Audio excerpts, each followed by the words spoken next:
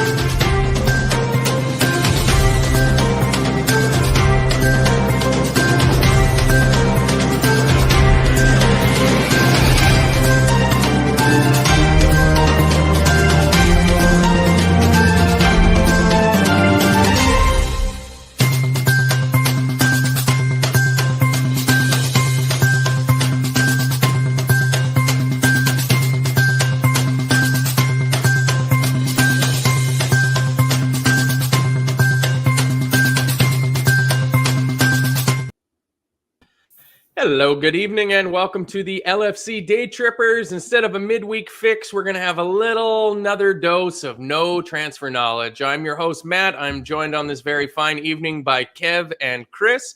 Gentlemen, how are we? Not too bad. Not too bad. All good. Been a bit of a, I don't know, it's been a bit of a mad week, hasn't it? So far. There's loads of talk going on, but today we actually started seeing some movement going on around the place. So that can usually have a knock on elsewhere, and we'll see where it goes. Yeah. And how are you, Chris? Oh man, I'm just embracing the madness, enjoying what's happening, and the amount of meltdowns over stuff that's not happened yet. It's great. Yeah. Turn into the skid, I believe, is the advice given when you're driving, right? If you're going to fish tail out. So. If you just embrace it, honestly, it's so much more fun. I just don't take it too seriously. It's great. Yeah, I mean, it helps to not be on Twitter. I'm not on Twitter, so I'm rather shielded by a bunch of the madness. I'm not sure which one of you is giving us that massive feedback. I think it's Kev. Kev, you can see it's not now. Somebody's got a far more popular phone than mine will ever be. Plus, I'm on airplane mode because I'm a professional amateur. Well, Kev gets his phone sorted out, I'll let everybody know the show tonight is brought to you by bookmakers.com. Head on over to their website. The season's fast approaching, so if you want to get some even money bets on Everton getting relegated this year, and any and everything, I'm sure you'll be able to get on top of there. Probably get some pretty good money on Mo Salah as Premier League top scorer this season, because I don't imagine a lot of people think that's going to happen. So if he's still here.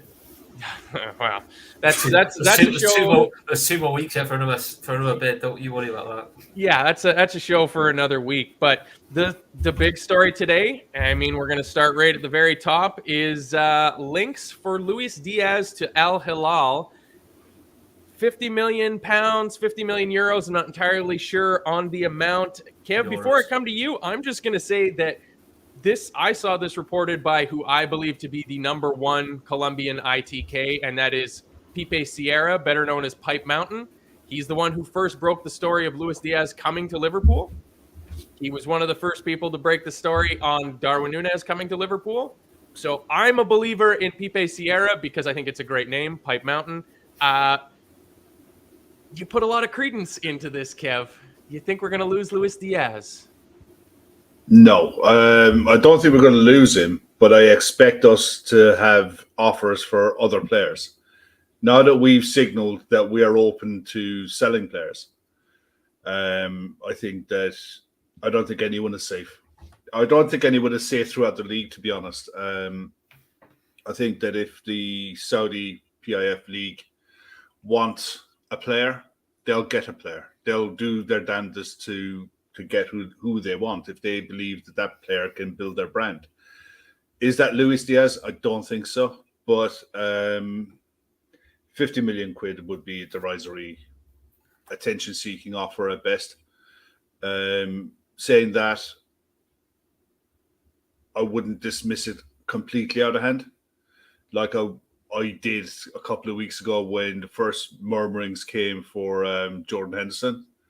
Thought, nah, there's no way. There's just no chance. No chance on earth that Liverpool would sell Jordan Henderson. He's captain. Yeah, he's going to have a big part to play at the club. Same with Fabinho. Fabinho's our starting 6. Unless you're going to replace him like for like or better, what's the point in selling him? He's got time in his contract. Why would you? And then all of a sudden, bang, bang. and the wheels have been put in motion, and we're looking now as if it's a real possibility. So I'd never say never, but it would take an awful lot more than 50 million, an awful lot more. I mean, You're seeing links coming out of Germany in the last couple of days, linking Moussa Diaby from Bayer Leverkusen, who was heavily linked with Aston Villa, strongly linked with Aston Villa. And he's looking like a target now for Saudi League. So Alan Saint-Maximin is another one that apparently Newcastle are looking to flog on for 40 million. Just so happens that that's the amount that Leicester want for Harvey Barnes, and it gets them out of financial fair play trouble. But, that's just a coincidence, honestly. It really, really is. I believe it, don't you?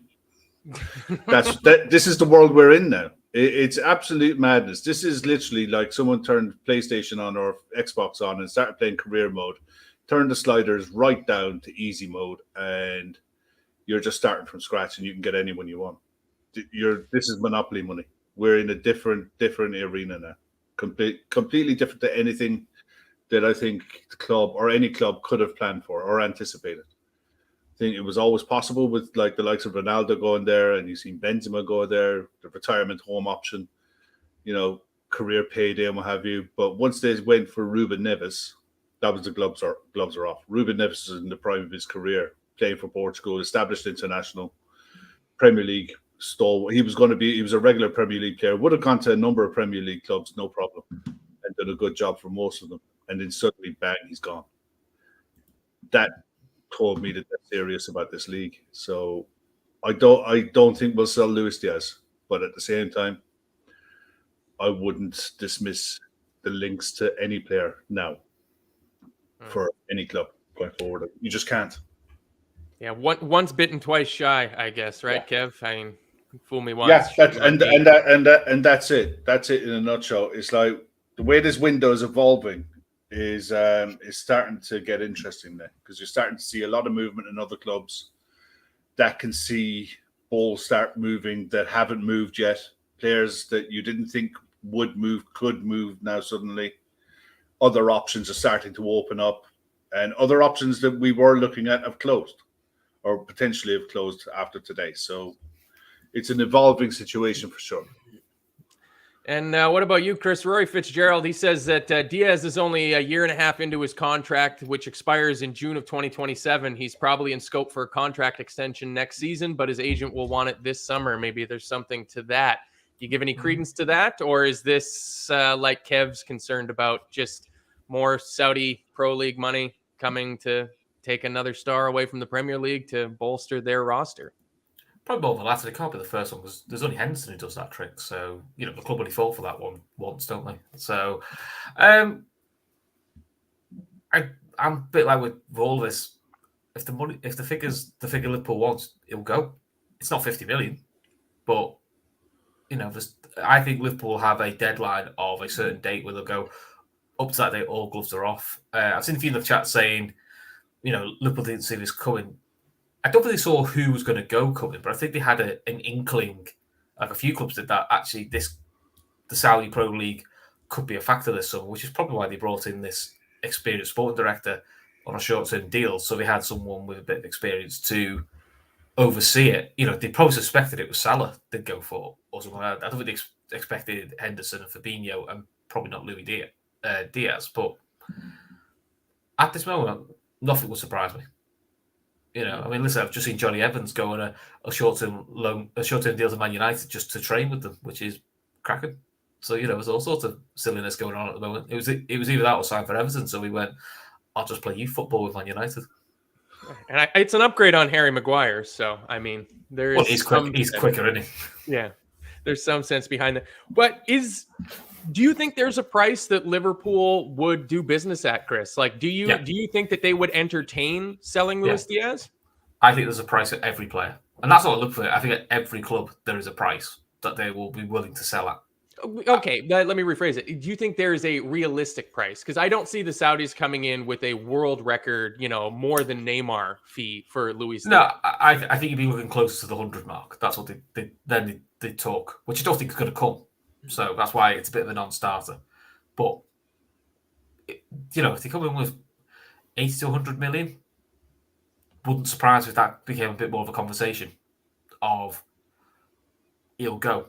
But they have to have someone lined up, whether it's the lad from the winger from Napoli, whose name I cannot pronounce, so I kind of hope we don't sign it. I just know it starts with K and I can't pronounce it. I've only just learned to do Soboslai. I was a bit gutted we signed him just because I can't say his name. So I can literally just sign people's names I can pronounce, which is not very many. So do I think it'll happen? No, but it wouldn't surprise me because I do think for every player there is a price. But I also think for Liverpool there is a deadline they won't go beyond, which I do think is what's happening with the current lads who are going out now. There's a deadline; it has to be done by this days, or they don't go. So that's why I think we're up to with it. Yeah, for me, it just feels like that deadline for the forwards at least is passed. Like I think with the amount of turnover and turmoil we're seeing in the middle of the park, I just don't see the club like unless it's basically like Kvaratskhelia with a pound sign in front of it. Yeah. Like unless the Saudi league, like unless Al Hilal just gives Napoli what they want for Kvaratskhelia and we get him as a player and they take Luis Diaz, I mean, I would be okay with that. I don't see that happening. This is so out of left field. Like, yeah. I also think Liverpool at that point now, they've got that much work to do in midfield. God, do you need another headache? It's something you want to, if you can, kick down the road for another summer, which is why I don't believe Kelleher will go. Because I think they'll just do a deal with him, tweak his contract a little bit, give him a bit more money, and just say, look, wait till next summer. You can go next summer. A bit like we've been doing to Nat Phillips for about 4 years. I think it's just like kick a can down the road till next summer and then worry about goalkeeper next summer, worry about if his forwards leave, that's next summer. Yeah, it's a very good point by Emmett Kavanaugh. Just gave Luis Diaz the number 7 shirt. Not a chance it happens. Yeah, we'll see. I've seen Xavi Alonso be on all the marketing for all the brand new kits. He was gone 10 days into the summer window. So it means nothing. I mean, but if he goes, we can get Højbjerg into with a number 7 shirt and Emmett's be happy. So, there's always that option. Boy, poor Emmett. He's never going to live this Højbjerg shout down ever. Yeah.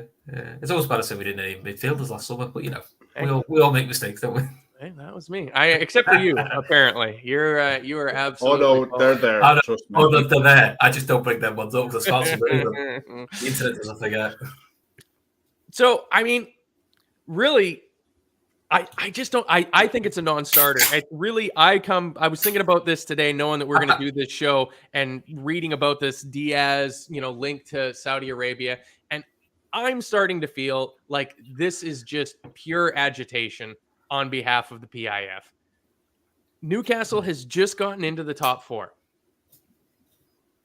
We are obviously the biggest candidate to supplant them out of that top 4. Out of any of the teams that are outside of that top 4 that are going to take Newcastle's spot at the end of this season, we are the biggest risk of that. This is just, whether it's Henderson, whether it's Fabinho, whether it's mooted talk over a Thiago bid, whether it's Luis Diaz, the inevitable talk of Mo Salah going to the Saudi Arabian League, all of these things, to me, this is just designed to fluster and throw Liverpool off of our preparation for the season, because it's not happening to Spurs because they're not a threat. It's really, they're going in and getting players that are either partially owned by them, whether it's Chelsea or Newcastle players, or players that are clients of George Mendes. That seems to be kind of the stable of players that they're going for. So I wouldn't be entirely surprised if the deal for Fabinho just disappeared and he ended up playing. Like, I don't think that's the case. I think it will happen, but it wouldn't surprise me if all of a sudden, oh yeah, no, we didn't actually want this player. And then, Liverpool's left going, geez, what's the situation that we're at here? Because keep in mind that the Saudi Public Investment Fund not only owns these teams and is throwing this money around in these crazy bids to get all these players to build their league up, they also have other irons in the fire, and one of those is Newcastle United. And it's a pretty good way of protecting the value that they've built up in Newcastle United, not just by throwing money at the Newcastle project, but also at trying to destabilize their nearest rivals. So that's what I'm getting from it, because we're getting too damn close to the season, and my optimism has come back again, and I'm not about to have it all derailed by these lunatic bids coming out of nowhere. So as much as it bothers me. Hey, listen, up until 2 weeks ago we could have named the Liverpool midfield that was going to start Chelsea at the moment. Flip a coin. Flip a coin. There's a few ones. Yeah, none of them might be there. I mean, Yeah. at this point with the midfield, I'm At okay this if it all just gets blown up. If we have two returning midfielders from last season in Curtis Jones and Harvey Elliott, I'm fine because we all did enough shows after games where our midfield was piss poor and you had to look at the comments coming in of sell this player, sell this player, sell this player, sell this player, and going, we can't sell them all. You know, we can't sell all the players, right? Look at this one. Look at that. Those post-match shows were great crack, weren't they, Kev? We were getting blamed for the transfer policy of Liverpool. I actually went brilliant. I went more grey last season. I mean, look, I've aged 10 years in 1 year in last season. I still know some people thought we had that level of influence. Yeah. I didn't realize it was possible. We just don't brag about it. Yeah, I do love Glenn Parsons' message here, though. Anything can happen. Suarez retired and is now looking at going into Miami. He's great. He's great crack, isn't he? In fairness to the boys, I have to retire. My knee's done. Bang, I'm back in the NSL. More money. See you later, lads. In fairness to the boys, Gavin Keefe and I think it was Shawnee on the night. They called this. They called this. Yeah, nailed it. So hopefully something else. On the show that night. I can't remember. It might have been Glenn on the show that night. But brilliant. You know, football is crazy, and nobody could really. You can normally predict a transfer window. You know, this is what has me up in arms. Really, it got me really flustered and angry last weekend. You had it well though, didn't you?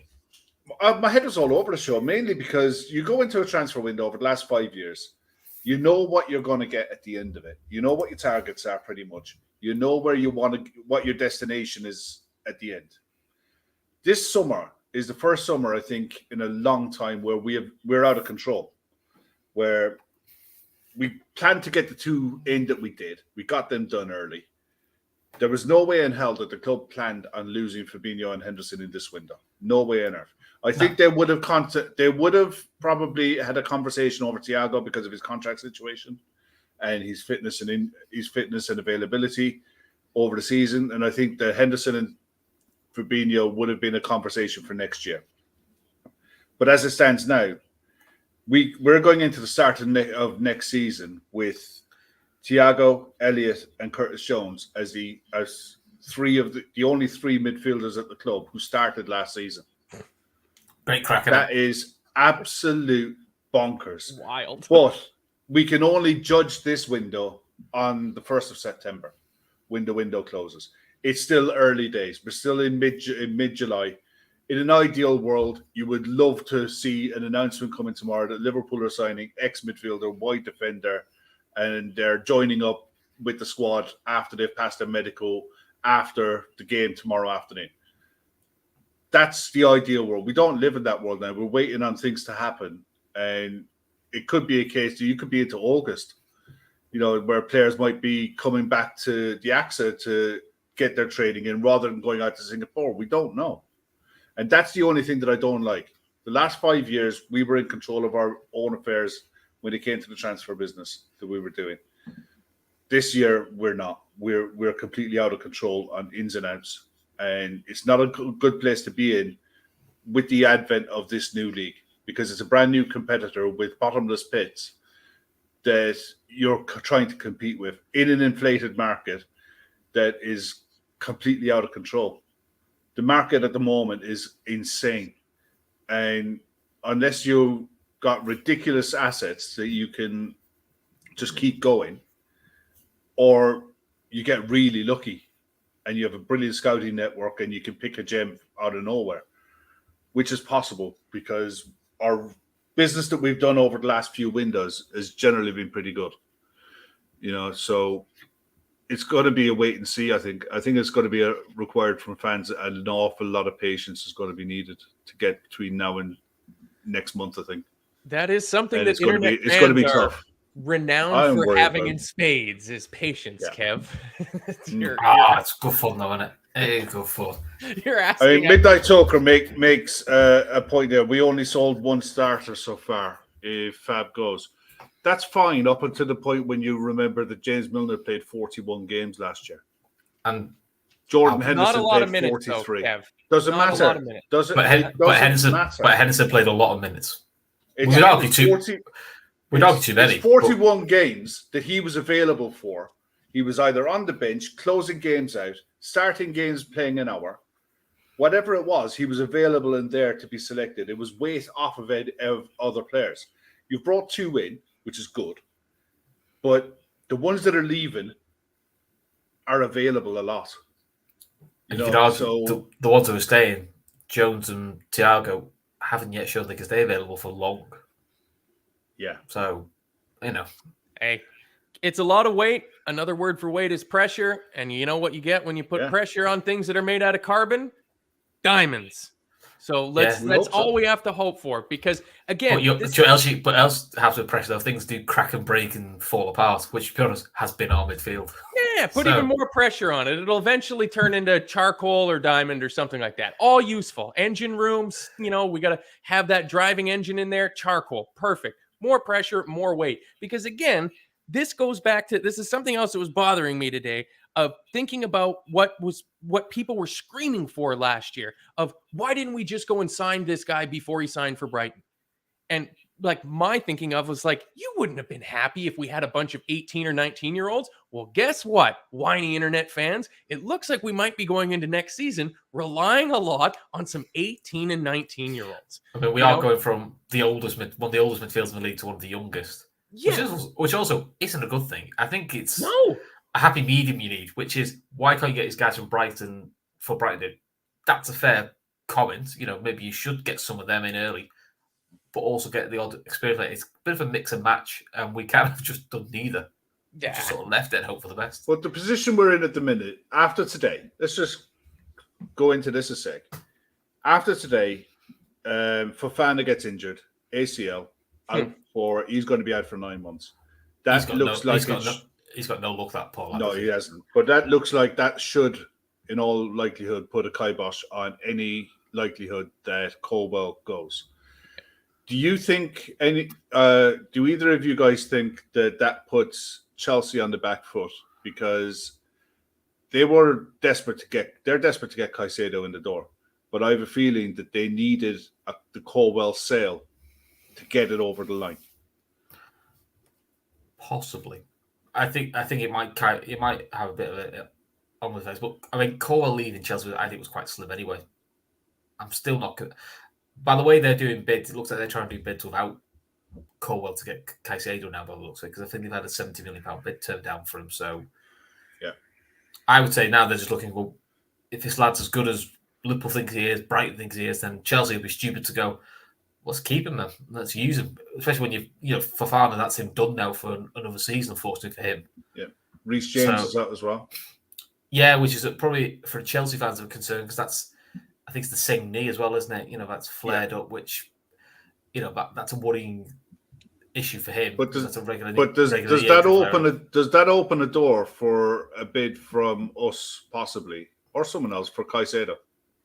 It probably opens an option for Caicedo to go to Man United, I would say, because I don't see us bidding 80 million plus for a midfielder when we need 2 plus a centre back. I just don't see that level of money in Liverpool.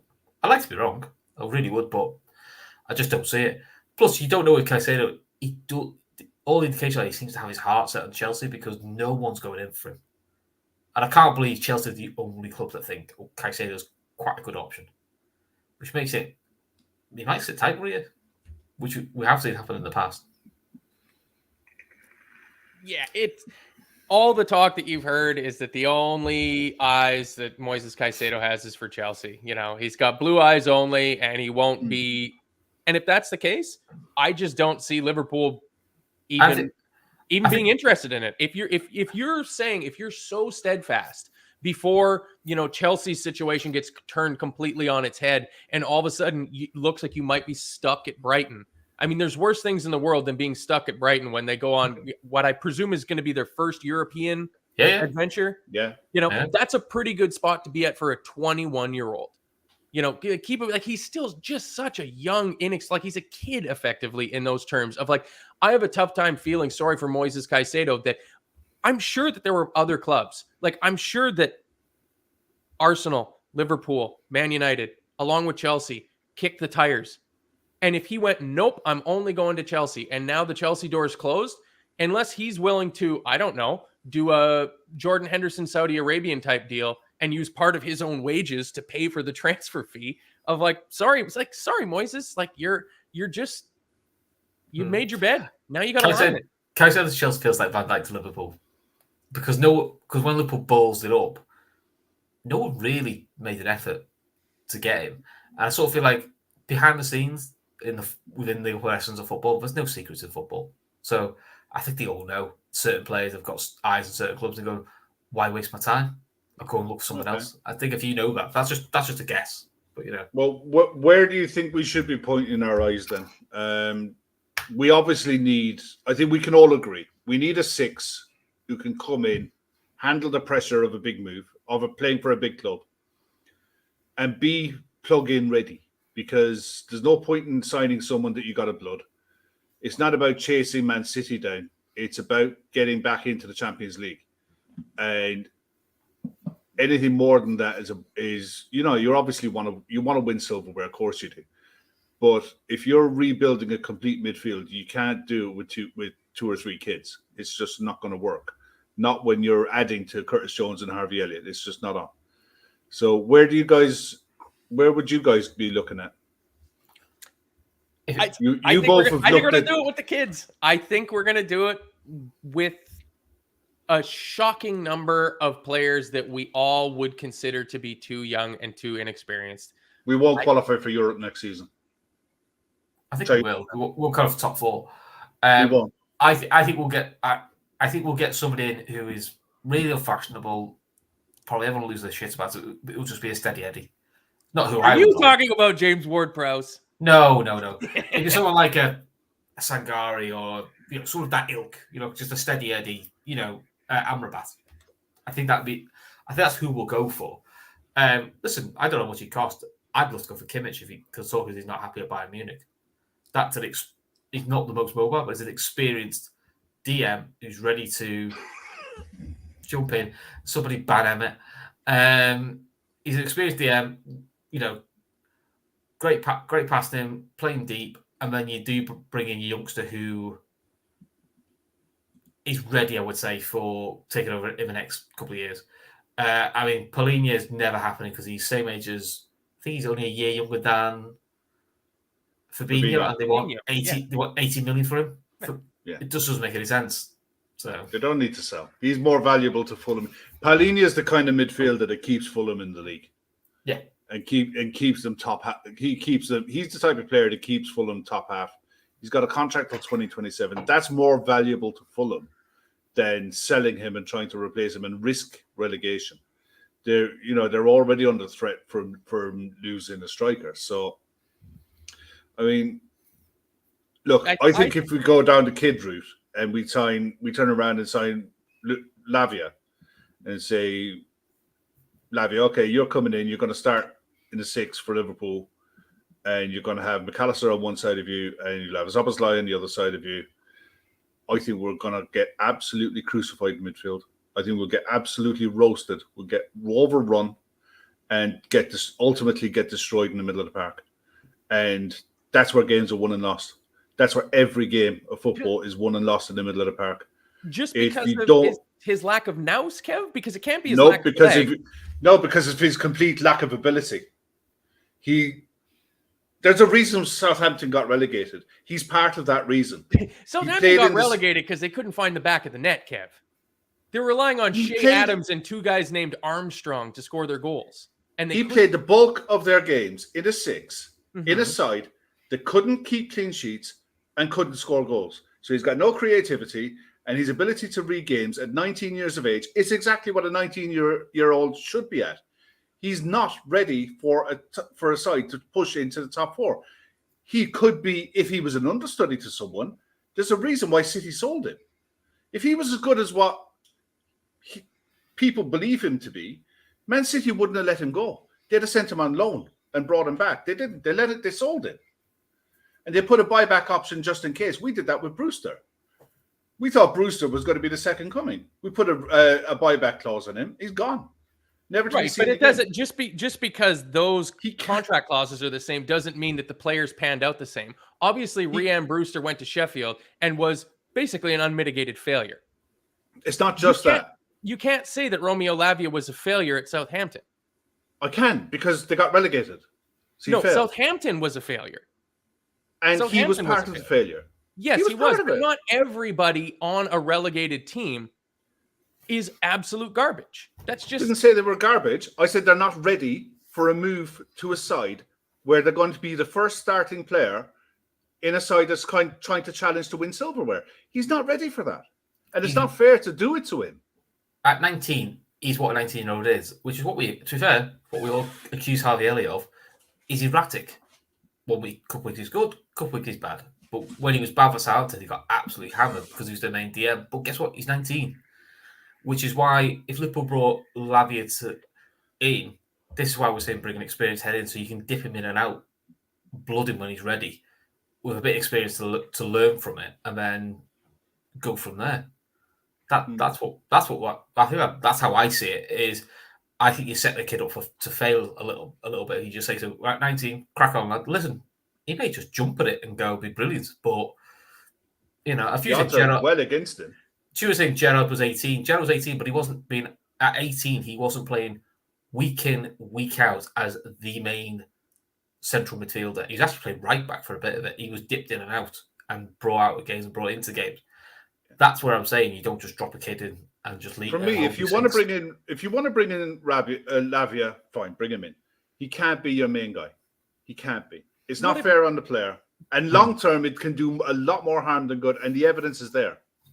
It could. The evidence is there. It could turn him into an absolute star when we've got him under contract for 5 years.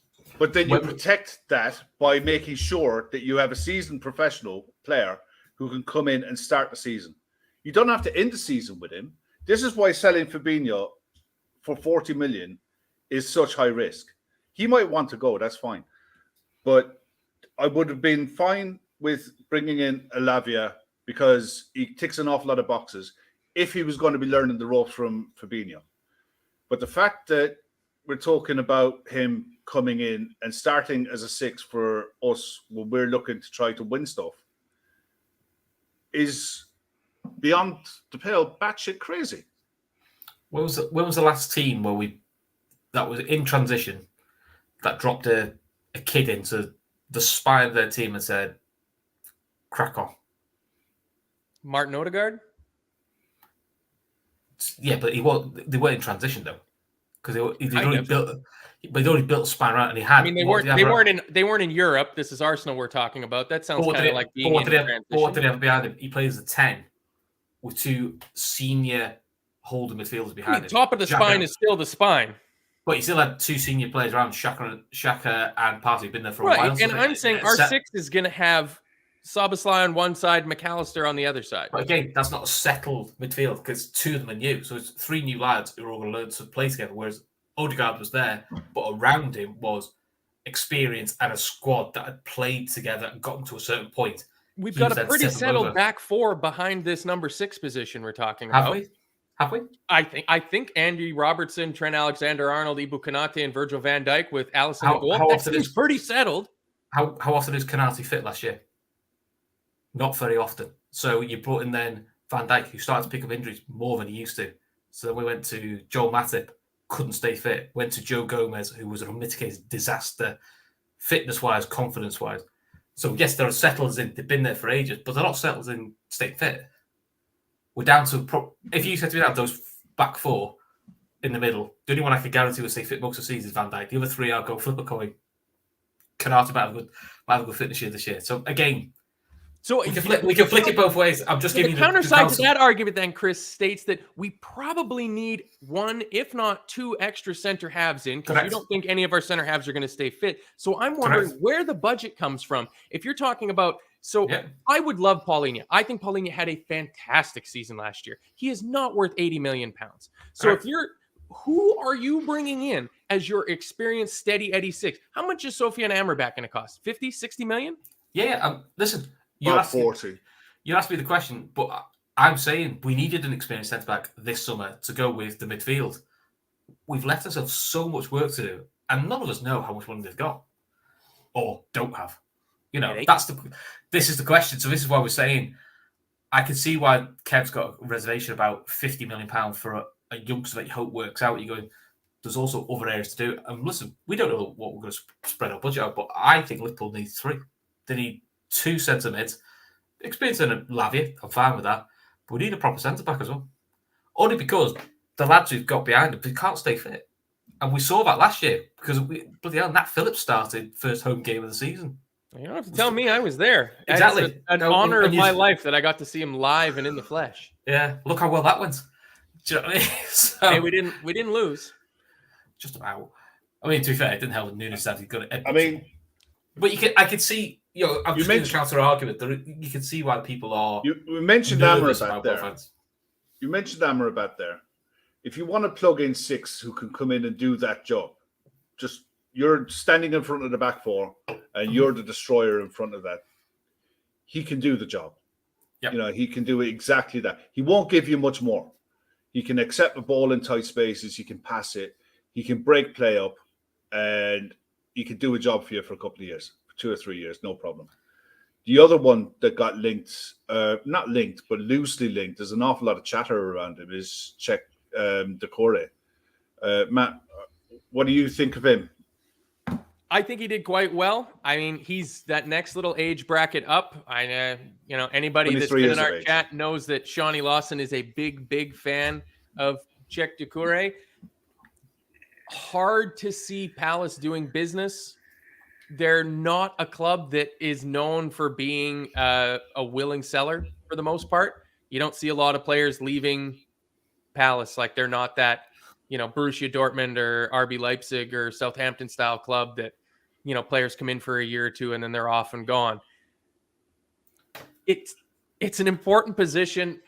Palace might know what they have there. Maybe old Uncle Roy will do us a favor and loosen it up for it. It's just, it comes down to the cost. Like, the market is so bonkers.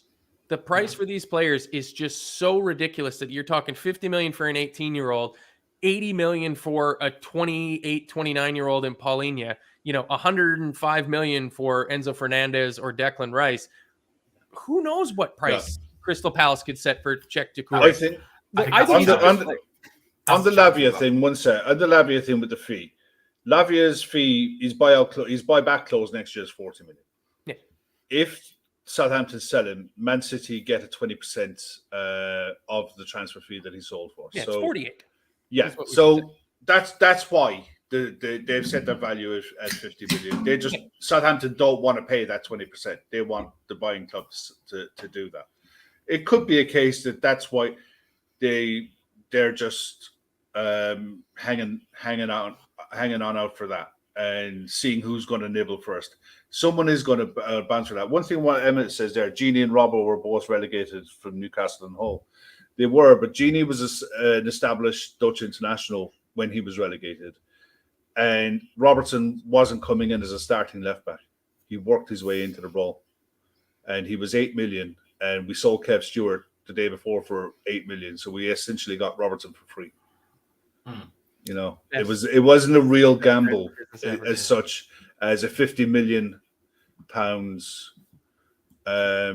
investment in a Roman Lavia, which I think long-term Lavia could be an absolute steal at the price, long-term.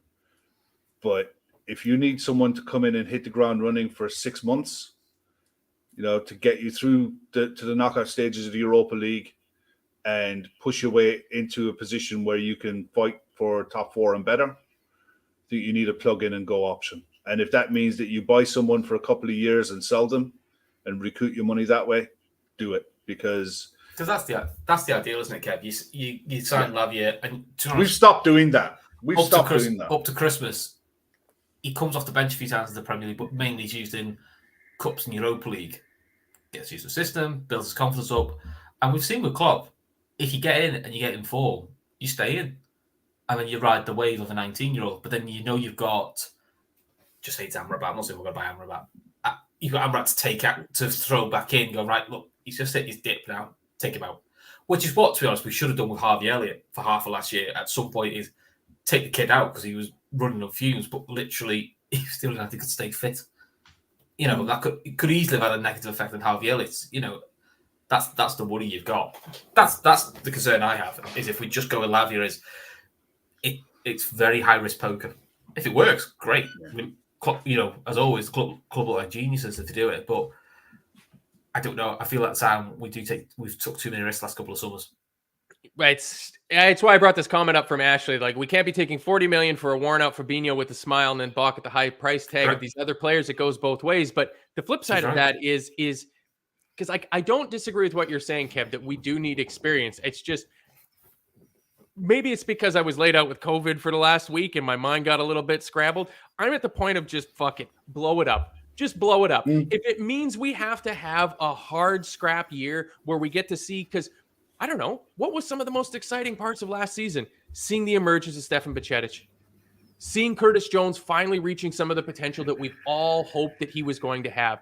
So if that's the sort of, if we're going to have an up and down season, like, I don't feel the entitlement that some other fans and fans of other clubs feel that we deserve or we must win the title every year or be challenging for the title every year. That's not how sports works.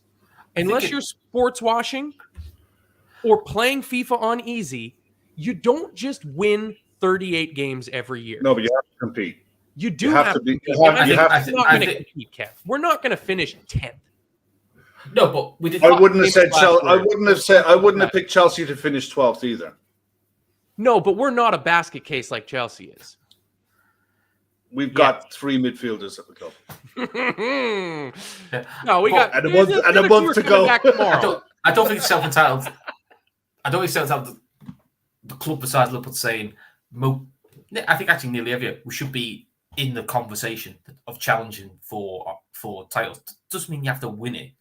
So, like, as much as it hurt losing at City, it felt like being back as Liverpool when you go, yeah, but we're in the hunt. We're in the hunt for trophies. We're always like quarterfinals, semi-finals. We're taking the league to the last day. That's what you want. It's impossible that a team that has a Romeo Lavia as the 6 couldn't go and win the FA Cup?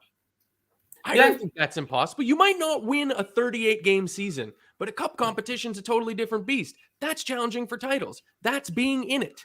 But if you're asking me as a Liverpool fan, what I want my team to be challenging for the main trophy. The main trophy is the league, and that's what they should always be building towards. And I feel like we're doing 2 steps back at the moment. But listen, we signed the right. This is based on us having like this kind of 3 midfielders. Give it 2 weeks. If we've brought in adequate players, in you might look and go, there you go, you've got a stable base to work from. And now we can see then what McAllister does, what Szoboszlai does, what Diaz having a full season would be quite nice, because I've always really ever seen him have a 6-month spell just because of he's been unfortunate injury. You know, we're looking forward to see how Núñez does. Yeah, there's a lot of things to get excited about with Liverpool. We just want to see a little bit more of a stable base. And listen, I've seen plenty of Liverpool sides, 90s, 2000s, where we went, oh, that season was great. That youngster came through, it was really good. You're like, yeah, but we never capitalised on it. I've seen Liverpool build plenty of sides where we don't capitalise. You don't want this to become another one of those transitional years that becomes 5 years and you go, fuck me, we didn't really do anything. That's what you don't want. That's the fear. I think that I can understand people having that fear. But as we've seen, what was it, less than 18 months ago, you're challenging for all 4 trophies. So you can flip very quickly, both ways, positive and negative. I think, look, the one thing I can safely say is we'll score goals. Next season, we will score goals. And if we can figure out a way to keep upwards of 16 clean sheets in a season, if you can keep 16 plus clean sheets in a season, score 100 goals. If you can figure out a formula to do that, you'll be in a title hunt in March, and it's up to you what you do with it. But biggest thing to change then, Kev, is our away form against the bottom 10 teams in the league. Yeah, because that's it in a nutshell. Criminal. Yeah. That's it in a nutshell. But I think there's other players out there as well that got loosely linked. I mean, there's a lot of talk about Leon Goretzka. Apparently, Bayern are selling him, linked with Manchester United. Would either of you two be interested in someone like him? It's just a warning sign of whenever Real Madrid or Bayern Munich are willing to let a player like that go. Somebody that seems like they're part of the furniture. in the prime of their career, why are Bayern willing to let Leon Goretzka or Joshua Kimmich walk? What do they see every day in training, or in the dressing room? I think the issue with Bayern is they've got a very high wage bill. They genuinely do. I think their legs. I don't think it's so much so with Kimmich. I think Goretzka's on the wane. Fair enough, but they've got to those two would be on big money. If they want to fund a deal for a Harry Kane, they can't do that as well as the other players that they've brought in as well. So I think they're open to making a decision on one of them. I think they would prefer to sell Goretzka, and if Manchester United are willing buyers, I think that's a deal that could happen. But then again, Manchester United signing Johnny Evans makes me really wonder how much they've got and what's going on there at the minute. So but it does sound like the Johnny Evans deal's only for pre-season. Yeah. I know. It's just one of those things that, look, it's a nice stick to be able to beat someone with. If you're going to work tomorrow and you're Man United fans, so what's going on with Liverpool's midfield? Well, I don't know, but we're not signing Johnny Evans, mate. Is that what we signed Jay Spearing? Yeah, pretty much. It's the same sort of deal, isn't it? There's a few others as well. Look, there's a kid from Benfica, Luis something. I can't remember his name, and that's how much I know about him. But he's been linked. Florentino. A lot of people seem to like him a lot. I genuinely never heard of him until last season, and even then, it was only because Benfica had a really soft run in the Champions League, and they did well to get to where they got to. And I just don't know enough about him. I don't know if either of you two do. No. I couldn't pick him out of a lineup. All I know is that he plays for the same club that said they will not budge on Enzo Fernandez's release clause. And at the end of the day, they didn't budge on Enzo Fernandez's release clause. Florentino Luis, that's him. Yeah, thanks, Brian. Is even more, 120 million euros or something like that. Yeah, Cahill knows that I've been really, really, really pushing Douglas Luiz for a while. I like him a lot. But I've got to be honest, I look at the business that Villa have done this summer. They're going to be an issue for a lot of sides next season. Unai Emery has done a fantastic job there. Whether you could tempt Villa to sell him would be really ideal because he's Prem proven. He's got enough games to get a read on his abilities. And I think he could be a real player. But at the same time, that's real money. I mean, Chris was saying earlier about we don't know how much we have in our budget. We know that we financed the deal to do Szoboszlai, and that's very unusual for Liverpool. Liverpool don't get financed to buy players. We haven't done that in a long while. I think that's because of the buyout clause, wasn't it? Because yeah, exactly. We had to pay it up front, and we've never done it for that amount. So that's weird for us. The McAllister deal was just too good to turn down. That's easy to do.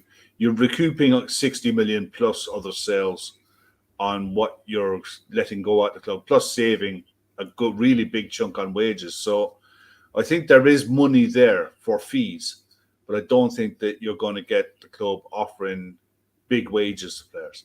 I think they'll pay fees, but I don't think they'll go over. I don't think they'll break the wage structure for anyone. But I think if you look at the players that we've been linked with, if you take our two Bayern Munich lads, I can't say the others been on demanding anywhere near wages of a Fabinho or a Henderson. No. The only ones that would want more than what those two are would be a Kimmich or a Goretzka because of who they are and because of how established they are. Would make sense. Like when we got Thiago. Thiago wasn't coming in on a small wage because, of who he is and what he's proven he can do. So that's why there's probably low risk with the wages of whoever we buy, because I can't see us signing anyone where you're thinking like, oh, he'll want 200, 150 grand a week. They want the same money as Henderson. I don't think they will. I don't think McAllister and Szoboszlai anywhere near that yet. No. Well, here's a comment I'd say from earlier from James Milne. He says, today a private jet flew from Nice to Blackpool, then down to Southampton for half a day, and then finally to Stuttgart. If only there was a player Liverpool was linked with that, would be in and around the Nice area. A little Kefrem Turam might be coming back onto the radar. I'm not quite at the stage of following private jets yet, but They were the original two that we were linked with. Were Manu Kone and Turan. I think they were backups to Szoboszlai. I don't. I don't. Neither of them play on that side of the pitch, and neither of them do what Szoboszlai does. Manu Kone is a pure 6. Kefren Turam is an 8 on the left hand side, who could develop into a 6, but he doesn't play on the right. So I don't think there were anything to do with Szoboszlai. I think the Szoboszlai deal was just something that they not stumbled across, but it was one of those. We always talk about it in transfer. Yeah, something came up and they just went for it. There you go. But there is a real possibility that they could go back for these two. And as Gav said the other night, and it goes back on everything that I just said to you, Matt. It goes back to what Gav said the other night, is Klopp could turn around and say, fuck it. Rip the plaster completely off, go for Manu Kone and drop him in with Curtis Jones, Thiago, and Kefren Turam and see how it goes. The other thing is watch me coach. Yeah, he's during done it before. During the Euro under 21s,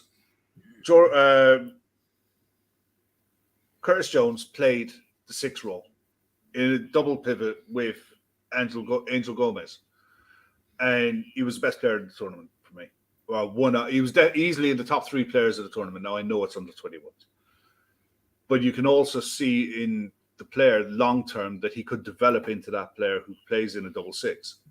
We could turn around and start the season playing 4-2-3-1 with 2 holding midfielders, play 4 forwards, and a back 4 where Trent stays as an orthodox right back. We could do that. I would argue that would suit the squad of players we've got already better, plus whoever we add in, and that takes the pressure off Alavi because then it's not a single pivot to double. So you would argue that formation would actually suit the players we've got. Yeah. Paul Watton saying there that Kone is out injured for a while. Kone is back from injury at the beginning of August. Yeah. It wasn't as bad as first feared. McAllister can also play in a double pivot. He did it for Brighton and played a lot for Brighton in the middle of the park with Moses Caicedo. And had very, very good numbers. Yeah. When he was playing in that position. And also keep in mind that towards the end of the season, Caicedo was playing a lot more as a right back than as a 6 even. Another reason to buy him. Yeah. That's look, dickhead test though, apparently. But the other option is the fact if you went down that road, okay, you went 4-2-3-1, you'd have your back 5 as we have with Addison, Trent, Robbo, Virgil, and pick a centre back. You could have a 6 that you bring in plus a Trent if you want to play Joe Gomez at right back in the odd game. You can play McAllister as an attacking 6 or someone who can get up and down the pitch. Then you could look at playing Darwin Núñez as your 9, as an out-and-out 9, and put 3 behind him and pick any 3 you like. You could put Jota, Szoboszlai, and Salah. You can put Szoboszlai out on the right if you want to take Salah out and put Harvey Elliott through the middle in a 10. You can use Gakpo in a 9 or a 10, Jota left or a 10 or a 9 or a 10. The options are there with the forwards that we have to play 4 of them in a game rather than stick to 4-3-3 with an inverted right back. If we do the midfield business in a certain way, it'll be interesting to see what happens for me. Assume we get that business done, Kev. When are we going to play at Anfield? That's a really good question. This could be like the 89 season where we're going to play like about 4 away games in a row before we even get close to Anfield because it looks like it's not really in time.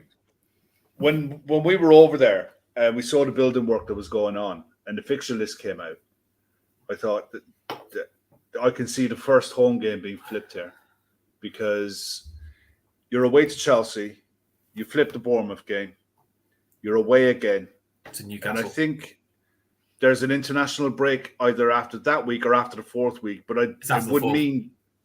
Yeah, so it'd be the following weekend have Villa at home, and then it's international break. Exactly. So it will give them an extra 2 weeks. I think the Bournemouth game could get flipped. Good job. We end up playing away to Bournemouth. Yeah, I just think that's a realistic thing that could happen because there's no tester event like there normally would be in a stadium. Normally stadiums, before they get their certification, have to have a tester event to test the safety of the stand and what have you. And normally you do that with a preseason game. There's nothing anywhere near remotely like that going to happen. So senior advisors are saying we will play Bournemouth on our first home game, but the stand won't be used. Yeah, I doubt that. I think that's a lot of money to lose. I think they would prefer to play that game away and get the home fixture in the second half of the season. It would mean that you start the hardest way possible, but at the second option, you'll get a nice run of 3 games at home on the bounce, maybe in February or March. I don't know when the fixtures turn around that. Yeah, but, I presumed that we wouldn't be playing at Anfield for the first 3 or 4 weeks. It's just a question of whether the league is going to be, or Bournemouth, I presume, will have some say in the matter. They would. Us. But it would also be the police in Bournemouth would have ultimate say, but there's enough time to get this done. They'll have to make this decision soon. Yeah, and I mean, in terms of a tester event, it seems like Emmett and Gav are willing to be that test to see the structural integrity of the new Anfield Road end if that game gets changed, because they'll be down there trying to lift girders out of the ground. So she makes a good point. The league didn't do that for Luton. Luton said, "Can they delay their first game of the season or flip it?" And they said, "No, we'll just postpone the game." So they've got already going to be a game behind, and it's going to be put somewhere else in a busy fixture list, which. But that suits TV because look, Luton and Burnley neither are in Europe, so what you'll find is that will get slipped in during a week that there is European football. It's a bit more condensed when you're talking about a calendar for Liverpool. Yeah, so interested to see how we do. Yeah, I'm not entirely sure, to go to Megan's question. I don't think there's been any delay. I think this was always kind of expected that it was going to be done around the middle of August. The new stand. Just there's only so much work you can get done in the off season. Yeah, Anfield Roar is making the point that construction hasn't finished yet. It's going to be 3 weeks into the season until that's done. Yeah. So I'll take your word for that. I genuinely don't know. So Emma's making a really good point. There will be war over flights and accommodation booked if they flip it. I think the stand closed or lower open or upper closed. Yeah, Emma, that's a possibility. Yeah, you're right. It could be a case that the lower Anfield Road might be left open and the upper new part of the stand might be told to close, and they might go around and do it that way. We don't know, but you're right. But it depends. An awful lot of people travel, so. But it depends on the work they're doing, because what we don't know is, I know they've put something on top, but after you've ripped out all the concourses and all the toilets and everything. It has been, yeah. So you would presume they would, because that was pretty. Having sat both games, I've sat in the Anfield Road end, and that's pretty antiquated stuff there. And when you watch some of those videos, you see those new concourses, and it's wide. But the concourse is already, doesn't matter if the road end's open, because great, it's open, but there's nothing you can use, and I don't think you can have it open without certain facilities available. So we'll have to see. Yeah. I mean, hey, having the game postponed, it creates fixture congestion later on, but it'll give us another week or two to get some of these 18, 19-year-olds, up to speed with the system. That's very true. When you think about it, so then you can do your I'm right routine, can't you? Exactly. And I mean, not that we're going to need a whole lot of new signings, because, gentlemen, all of our answers will come tomorrow when the first preseason game of the year finally comes. The long, cold winter in the middle of summer of no football is reaching its end. It's back. The most meaningful game of the year so far is tomorrow against Karlsruhe. Who are you excited to see, Kev? I'm expecting half hour, 3:11s, 30 minutes. Well, how many went on tour originally? 32, is it? Is it 32? I'll say let's go with 32. That sounds good. That sounds good. That sounds like 3:11s. I know. Yeah, I know there was 12 under 21s that went. Yeah. So look, the one I'm looking forward to seeing most is Conor Bradley.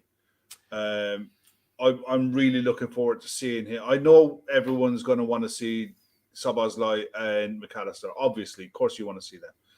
But I love watching preseason for the kids. To see how they've come on in the last 12 months. I want to see if Conor Bradley has I think he has the ability to become that backup to Trent and play some games this season for the club. I don't want to see him going out on loan at his age now. I think he'd benefit more from being at the club and being involved in match day squads and training with the first team on a regular basis and playing games here, there, and everywhere. So I think you'll get 3 30-minute halves, more or less 3 11s, and they'll go with that. The usual trick is they'll do a morning training session and then they'll go and play. So it's one to look forward to for sure. I think it's 5:30. It starts on LFC TV Go. A crazy 5:30 our time. Yeah, 12:30 in the afternoon. I can't watch that on a Wednesday. No, but look, Kwanzaa is another one. Yeah, he looks. He did have a good time at Bristol Rovers. So he looked like a monster in some of those. 6'3". And see, the thing is, you look at Conor Bradley. Conor Bradley is 19 years of age. Okay, he's got 13 international caps. He's no older or younger than what Trent was when Trent made his breakthrough. And I think he's got that level of ability when I've seen him playing for Northern Ireland that he can play. Jarl Kwanzaa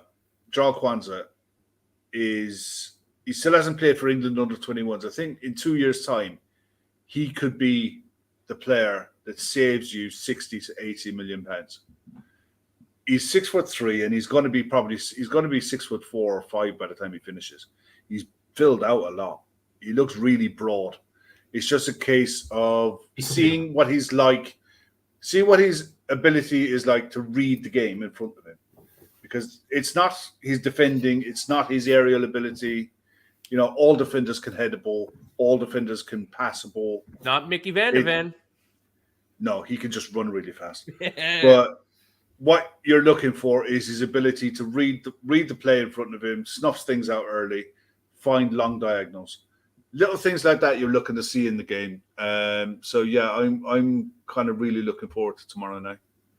I've got that H back now. I'm just, I want to see it. I want to see if we're going to go straight in with the inverted fullback. Yeah. Or see if it was a case, it was a means to an end to get to where we needed to get to protect players. Did Klopp change the system to protect Henderson, to protect Fabinho, and in turn found a role that stumbled across something that worked? Did that happen? We don't know. Well, it's not so much that, but if we're going to go, if our go-to formation with our best 11 is that 3-box-3 formation, is it going to cascade down through the rest of the team and through, the under 23s, the under 21s, the under 18s, like Klopp's 4-3-3 did? Or is it going to be the 4-3-3 is what everybody else plays? Is it going to be horses for courses? Basically, when Trent's not playing, to me, I just don't see how it works if Trent's not playing. And that puts all the question marks and all the spotlight on Conor Bradley. And I'm sold. We did that show a couple weeks ago, Kev, and you brought a lot of Conor Bradley hype, and I am all over it. Oh, I'm really looking forward to seeing it. There's a load of names coming in there, so you also need to get Paul. We ain't doing a post match, my man. Well, you guys will. I got work to do, so you guys. I'm at work. I'm not going to see it. Yeah, I'm traveling. I'm going to be home from work, and I'm going to be watching it. And I'm not doing a post match. Emmett Kavanagh is the friendly neighborhood red here, reminding everybody that LFC TV is free to sign up for a month. You can watch all the friendlies. So if you don't already have your account on Liverpool or on liverpoolfc.com, go now after the show's over. After you hit the like button on your way out, sign up for your free month. You can watch all of the pre-matches, all the preseason matches, all that good stuff. And there's some great content coming out from the club as well, to be fair. Yeah, everybody likes German bike riding. There's that, and who wins the lactate test. Yeah, who wins the James Milner Memorial Trophy at the start of the season that's when you know you're back. Exactly. Yeah, getting pinpricks in your ears with a bunch of people from John Moore University there running tests on the sidelines. That's excitement right there. It goes to show the level of detail that they bloody go to. Yeah. And as Emmett rightly points out, don't forget to cancel the bloody thing.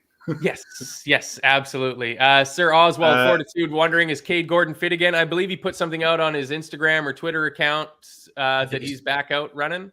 Yeah, I think he's one of the 21s though, isn't he? It'd be a while before you see him anywhere near a first team, I would say. Yeah, it seems Ben like Doak is another one. Ben Doak is another one to look for. Yeah, he's see who he plays with. Which 11 does he come out with? Mm. Yeah, and I mean the big question. I mean, before we get out of here, maybe Chris, you can give us your thoughts on this. You didn't ask me who I'm looking forward to see. That's who I'm looking forward to play. Does Henderson play?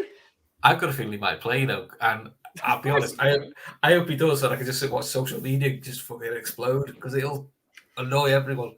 Listen, if he plays, jokes aside, if he plays, then his deal's nowhere near as close as some are making it out to be. Because you would not play him if you think it's very close to getting a deal done. So no, you wouldn't risk an injury. You just wouldn't. You wouldn't think, would you? But so that'll be the interesting one. We'll find out in the morning if he picks up a groin trainer. Oh, sorry, back injury. Back injury. Back injury's the good one, isn't it? Back injury. You'll have to fly to Brazil and back, and he'll be fine. Yeah. That's if it's a back injury, you know that by Friday there's going to be a show. So make sure back injury or groin strain. They're the two classics that you did. They're the two classic transfer injuries. Yeah, Jordan Henderson picked up a back injury trying to do a wheelie on his bike like Ibu Kanate, and will be out for 3 to 6 weeks.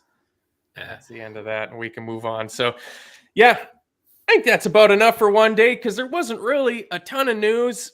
Believe what you will about Luis Diaz. I refuse to believe it, even though it is coming from my favorite South American Twitter ITK, Pipe Sierra. Oh.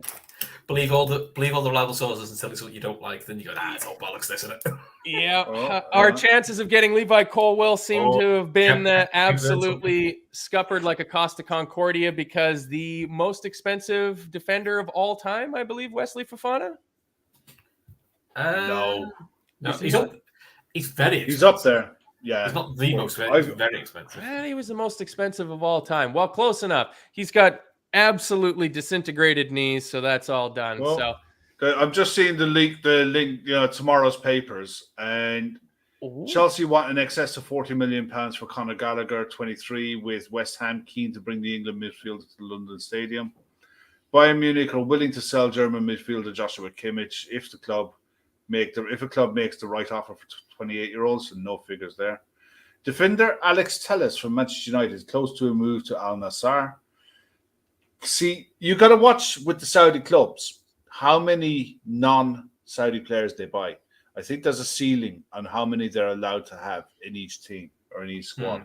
So when you seeing the likes of your man at West Ham, what's his name? Striker. Oh, Mikel Antonio. Mikel Antonio getting linked to Al Ettifaq. It could be a case that, Jordan Henderson has accepted the offer. Liverpool aren't willing to budge on their 20 million valuation. We're moving on to someone new. So suddenly they've moved on to Mikel Antonio because they might. There is a limit as to how many players they're allowed to bring in. Oh, and Alan Saint-Maximin is being touted to go to the Saudi leagues just for the right amount of money that Leicester are looking for Harvey Barnes. But there's nothing to see here, honestly. Yeah. Well, Alan Saint-Maximin is shit. Do you want to hear some interesting news, which will get some people really excited? Do you remember Kevin Palmer, the guy who broke the Van Dijk news? Oh, yeah. Oh, yeah. Here's one. Headline, outstanding 140 million triple Liverpool swoop as Liverpool work on adding 3 more midfielders this summer. No names, but it's a headline. Just do some quick math. Let's say that feels like Lavia at 50. So that you said 130? 140. 140. So that leaves 90. So 45 and 45. About what's rumored to maybe get Kefrem Turam and Manu Kone out of their respective teams. Could be interesting. Could be. Yeah, it could also be someone with a calculator working out how the divide button works. Yeah. And then writing a story about it. Well, it's 120 million for the release clause of Florentino Luis, and then free transfers for Højbjerg and James Ward-Prowse. And then on that note, can we go, please? Yes, we can. Of course, on the way out, I implore everybody, please hit the thumbs up button, hit the subscribe button, hit the notification bell, share about the show on your social media accounts because it helps keep this all free. As far as I'm concerned, there is no better entirely free Liverpool fan-created content on the internet. I challenge you to find something. I have yet to find it. It's not just biased because I'm on the shows. But mostly, please help out our charity sponsor. They're a couple $1,000s away. We got 12 women from a GAA club in Dublin that are running the Dublin City Marathon to raise money for breast cancer awareness, which is an amazing undertaking. They've been working at this for months and months and months, raising 15, 16, 17,000 euros they've got raised up already. We just need to get them that last little bit over the hump to get them to their 20,000 euro fundraising target. That's all we ask for from you guys. Hit the like button, help out our charity partners. The description is the link for the charity partner is in the show description on YouTube. If you're listening after the fact, you can check us out on social media. It'll be the pinned tweet on our social media. It's picking up speed. I'm hearing multiple people talking about Pierre-Emile Højbjerg coming. I can see it. There'll be some Twitter account soon that was like sources inside Anfield. Shock move for Højbjerg. Of course, senior sources say. I mean, hey, just adding another guy that has random consonants strewn about his last name, just like Szoboszlai, just making it that much harder to type up the team sheets for everybody. Where you have to go, where do those J's go again? Where do those Z's go? But anyways, one last thing before you go, Matt. Are you loving the fact that McAllister is being called Gary? Everybody. I absolutely adore that part. Well, and Gary all the way through it. Yes, Gary for anybody. Which also, hey, I know some people in the Telegram won't care to hear about it, but I do believe that the test starts tomorrow morning. Ashes are back. Oh yeah. What's happening? Yes, Gary. So there we go. We're gonna get the inevitable Australian win. The Ashes will go back down under. England will be put back into their place for another cycle. We'll carry on from there. But most importantly, the Reds are back. Preseason's there tomorrow. Thanks for joining us on the LFC Daytrippers. We'll see you guys around. Adios.